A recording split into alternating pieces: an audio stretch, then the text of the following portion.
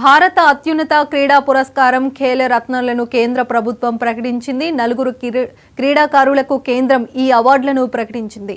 మను భాకర్, హర్మన్ ప్రీత్ సింగ్, ప్రవీణ్ కుమార్, గుకేష్ ఖేల్ రత్నకు ఎంపికయ్యారు. జనవరి 17న రాష్ట్రపతి భవన్లో నిర్వహించే ప్రత్యేక కార్యక్రమంలో రాష్ట్రపతి చేతుల మీదుగా క్రీడాకారులు ఈ అవార్డును అందుకోనున్నారు.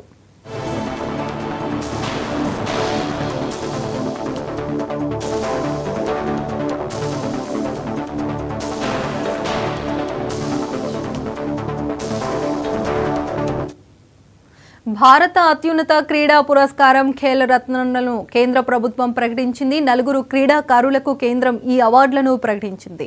మను భాకర్, హర్మన్ ప్రీత్ సింగ్, ప్రవీణ్ కుమార్, గుకేష్ ఖేల్ రత్నకు ఎంపికయ్యారు. జనవరి 17న రాష్ట్రపతి భవన్లో నిర్వహించే ప్రత్యేక కార్యక్రమంలో రాష్ట్రపతి చేతుల మీదుగా క్రీడాకారులు ఈ అవార్డులను అందుకోనున్నారు.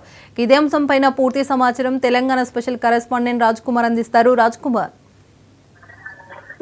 పర్వీన్, భారత అత్యున్నత క్రీడా పురస్కారాలైనటువంటి ఖేల్ రత్నాలను కేంద్ర ప్రభుత్వం కూడా ప్రకటించడం జరిగింది. ఇందులో నలుగురు క్రీడాకారులకు కూడా ఈ యొక్క అవార్డులను ప్రకటించడం జరిగింది. ఈ ప్రకటించినటువంటి పేర్లలో ముఖ్యంగా ఏదైతే మొన్న ఒలింపిక్స్ లో వరల్డ్ చెస్ ఛాంపియన్ గా కూడా గుకేష్ కు ఖేల్ రత్న, ఒలింపిక్స్ లో షూటింగ్ లో విజేతగా ఉన్నటువంటి మను బకర్ కు ఖేల్ రత్న, హాకీ క్రీడాకారుడు హర్మన్ ప్రీత్ సింగ్ కూడా ఖేల్ రత్న అవార్డు కూడా ఇవ్వడం జరిగింది.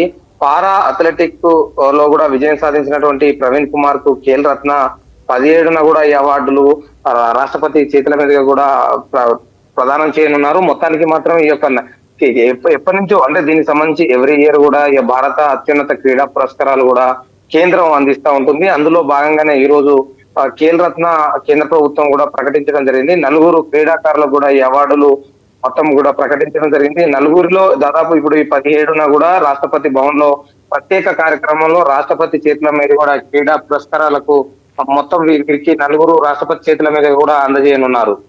Right, thank you Raj Kumar.